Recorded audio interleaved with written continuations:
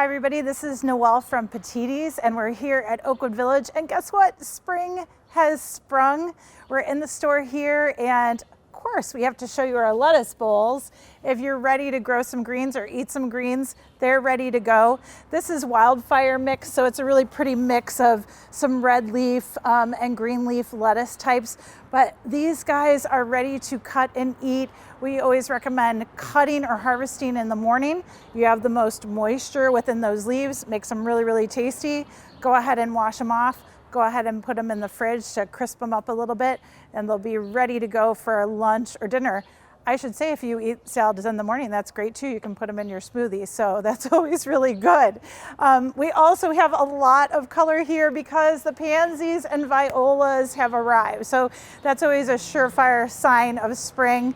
Gosh, I can smell it. You get that slight sweet scent from the violas especially. Pansies don't have that much flower or smell, if you will, but beautiful, beautiful flower colors and ready to go. And they love this cool weather. So I was gonna tell you all today, if you can't get out in the yard or the lawn just yet because it's wet and it's, squishing underneath your feet, don't go out there and cause damage to your soil. That's not good, okay? But there are plenty of things you can do without getting out there in the garden just yet. And so one of them, obviously, is planting some cold crops like pansies and violas. There's some perennials we're gonna show you too. So you can plant these things in containers right now and just enjoy them outdoors. So that's always a really good thing. I always want to remind you that the pansies and violas are actually the same botanical family. One's just got a bigger flower than the other. Of course, the pansy's got the bigger flower, and the viola, because it's a smaller flower, it doesn't take as much energy to produce that smaller flower. So therefore, they are the better seed producer. So if you see violas popping up in the garden, you'll know why, because they can produce more seeds than the pansies. Every once in a while, the pansies come back and pop up as well. So, you just get lucky sometimes. Okay, we're gonna walk down this way.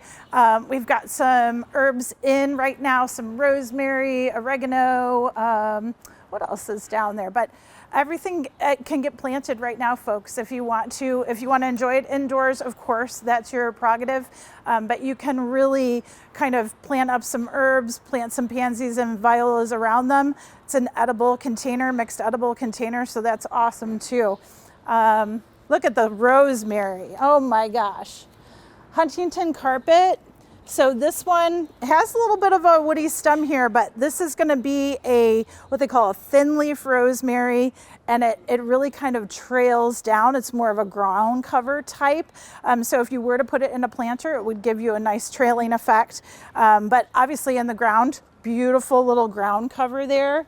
Again, more you use it, the more it's going to produce for you. This is Gariza. I can just see it.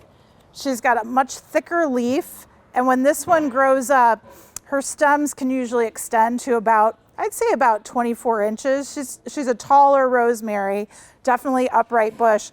But these are great if you ever do like chicken skewers with the rosemary in them. It's really, really good. Okay, let's go over here. We've got some mixed bulbs as well. Just a few bulb gardens to get ready for the Easter holiday season. But we're gonna see more and more bulbs as we get a little bit warmer. And here's the oregano. So as promised, golden oregano, Greek oregano, Italian oregano. So really, you guys can get these planted now. They are perennials in this area. Honestly, in containers, they'll do great for you. So try it, you'll love it. And then look at all the forest bulbs. So we're just getting closer to Easter here. Lots of different varieties, tulip mixtures, hyacinths. These hyacinths are just popping up. Let me give Taylor a little close up there. Okay. And daffodils as well. Folks, when you find bulbs like this that are being forced, and really these are kind of coming out sort of at the same time along naturally as some of these bulbs are outside. But when they're forced like this and they're in containers, Enjoy them indoors, absolutely, but keep them in a cool area, especially when you're not viewing them. So if you want to take this pot and put it in the refrigerator, I kid you not, go ahead and do it. The cooler you keep them, the longer they are going to last for you. And it's the same thing when they're full bloom. If these hyacinths were in full blossom, you wanted to retain that flower for the longest period of time, go ahead and put it in a cool spot, whether it's out in the garage, in the refrigerator, down in the basement, anywhere where it's going to be cooler. They're ready to go, they're ready to burst, and the warmer they are inside or outside, the faster they're going to fill out and grow. So needless to say, keeping them cool, keeping them evenly moist, okay? That's what they enjoy. That's what they love. So keep in mind, they're great to do. But again, planting them, you can plant them along with the herbs. You can plant them along with the pansies and violas right now, no problem. They can be outside and love it. We're in the houseplant section, but I wanted to show you the primrose are in full bloom. These are kind of a florist primrose. You can plant them outdoors, as I mentioned. You can enjoy them inside as well. Just kind of keep them cooler. If you're enjoying those forced bulbs inside, the primrose want to be in that same kind of cooler area, if you will. And they're, oh my gosh, they're so sweet smelling. They're just wonderful to have around, can really brighten somebody's day. Actually, as we walk into houseplants, these are things that you can do right now. Again, if you can't get out in the yard, it's a great time to revamp houseplants. So any of your houseplants that, you know, are overgrown, that you need to divide or, you know, just move up, repot. I'm just pulling out this kalanchoe because, you know, I wanted to see what the root system looked like, and it's fine, ready to go. But if you do have houseplant issues right now, you want to trim back, you want to go ahead and you have multiple plants in the same pot and you want to go ahead and divide, that's fine. Now is the time to do it, especially when they start actively growing. As soon as kind of that time changes in spring, you start to notice them, they sort of perk up, if you will. So that's the signal that you can do all of this. You can do the repotting, you can do root pruning at this time, you can do the division, you can even start feeding them at this time. So see how that works? So spring through usually September is your normal houseplant feeding time for most of the varieties. Just lots here, guys. New carts came in, everything from snake plants to beautiful peperomia. So cute. It's a great little house plant, especially non-toxic house plant for folks, medium light. Peperomias are awesome. Oh, the TRADESCANTIAs. Look at how beautiful that is. That's tricolor TRADESCANTIA. Beautiful purple. Look at the underside of the leaves. Gorgeous. And then you get that light pink and white and green striping. Little kind of blush flowers. Aren't those pretty? So these are houseplants that you can convert really, really easily to an outdoor planter as well. You want to put them in part shade to shade outdoors, but they'll still kind of produce that nice trailing and filling effect for you. Okay. Bigger houseplants are coming. Bird of Paradise, those beautiful bold leaves. Oh my gosh. Sloan philodendron, absolutely gorgeous. So we're getting ready. We're filling up with some tropicals here. Okay, so we're gonna move over to seed starting, because obviously you can do that at this time of year, especially your cold crops. So if we're doing cold crops, you could start them indoors, but why bother? You can actually plant them in containers, take those containers outside, okay? So lots of different seeds available at this time of year. But most of your cold crops are going to be in the brassica family. So you're looking at your broccolis, your cauliflowers. You can do cabbages as well, no problem. Most of your leaf lettuces, so things like spinach, Angela always says endive, escarole, as well, radicchio. But all of those are going to be great cold crops that you can start outside in containers, no problem. And then you can actually start your warm crops inside. So if you're interested in your peppers, tomatoes, eggplants, even impatiens or petunias, want to start those inside at this time of year, and then you'll get a good head start on what's going on. On the back wall, and I'm going to have Taylor follow me back here.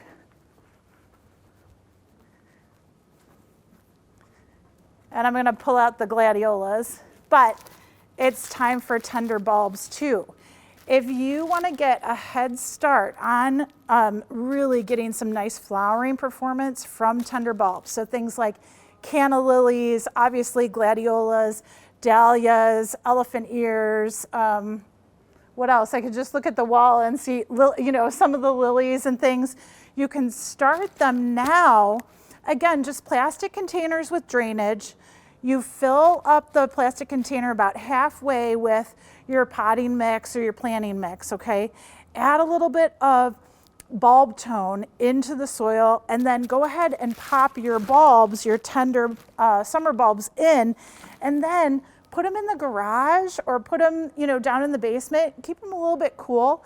And what's going to happen is they'll pre-grow for you. And then when we get to May 15th, let's say, and we're safe to plant outside, you can go ahead and install them outside, and they've already produced foliage and some shoots.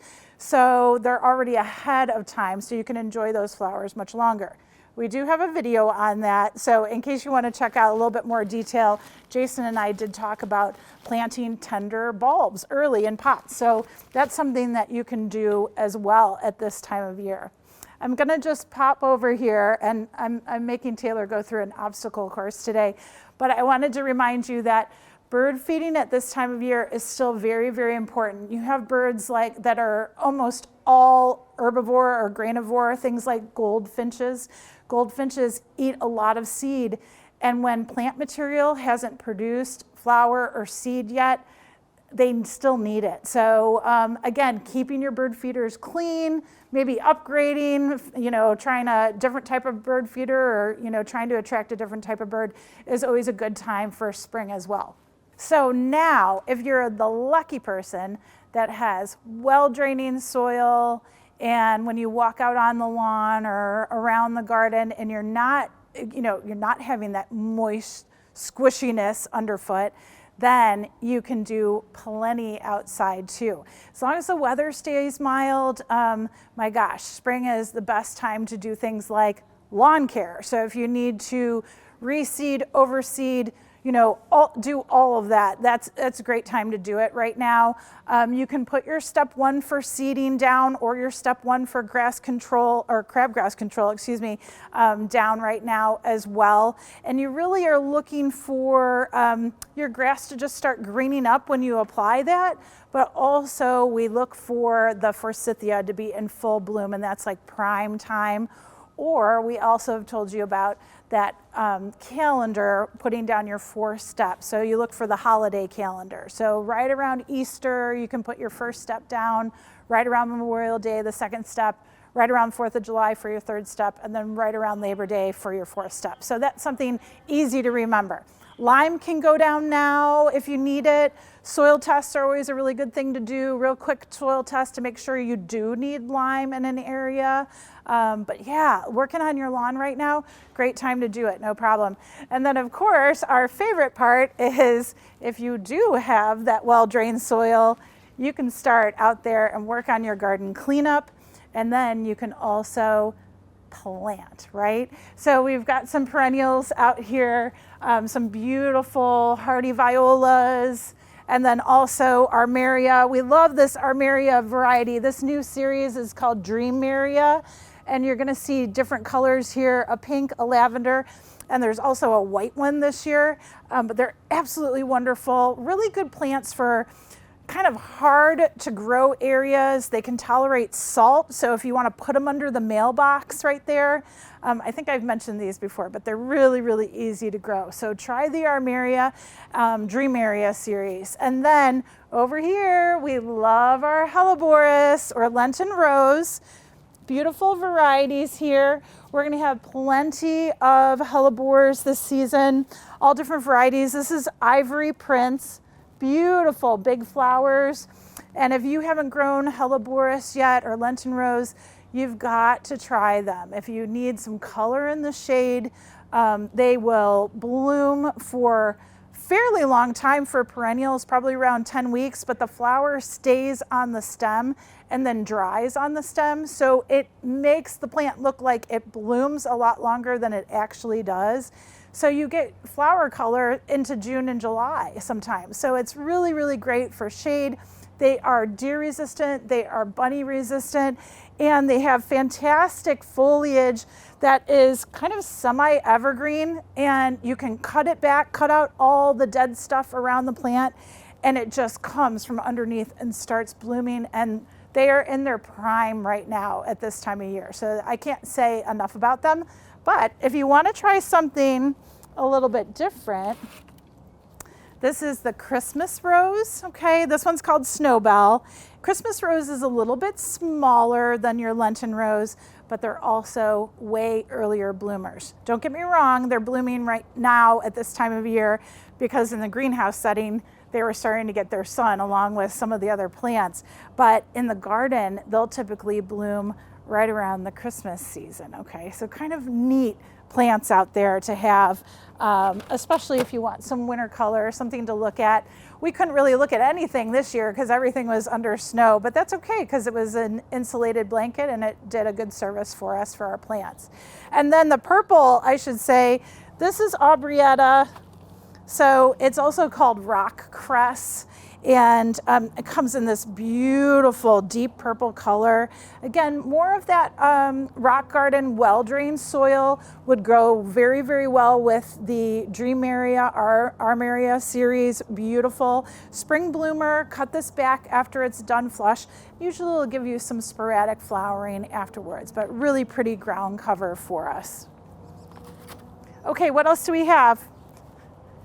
I was going to say I have to show the saxifrage, and this is mossy cinquefoil. It's got a lot of different names to it, but look at those white flowers, really, really mossy foliage. Again, more of that type of rock garden type plant, obviously early bloomer, and it's already picking up pollinators. You can see they're so excited that there's something blooming out here that they can actually garner some pollen and some nectar from. So really awesome. Okay, this is a little bit different variety that I showed you indoors. This is called Supernova Primrose, and you can tell much taller stems.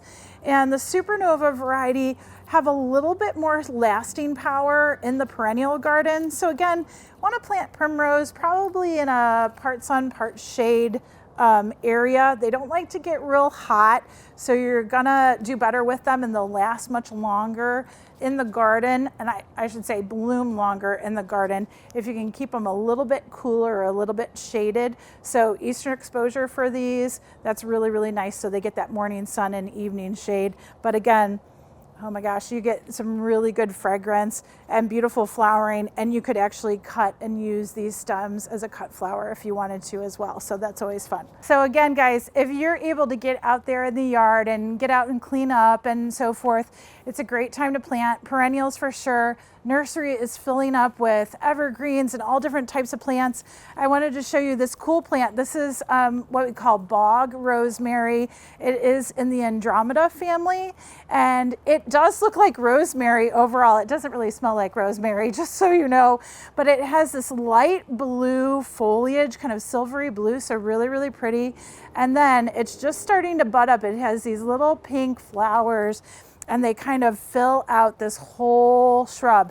And it's absolutely gorgeous, very, very low in mounding plant. Really doesn't get more than about 2 foot tall and about 3 foot wide, I would say, in the garden.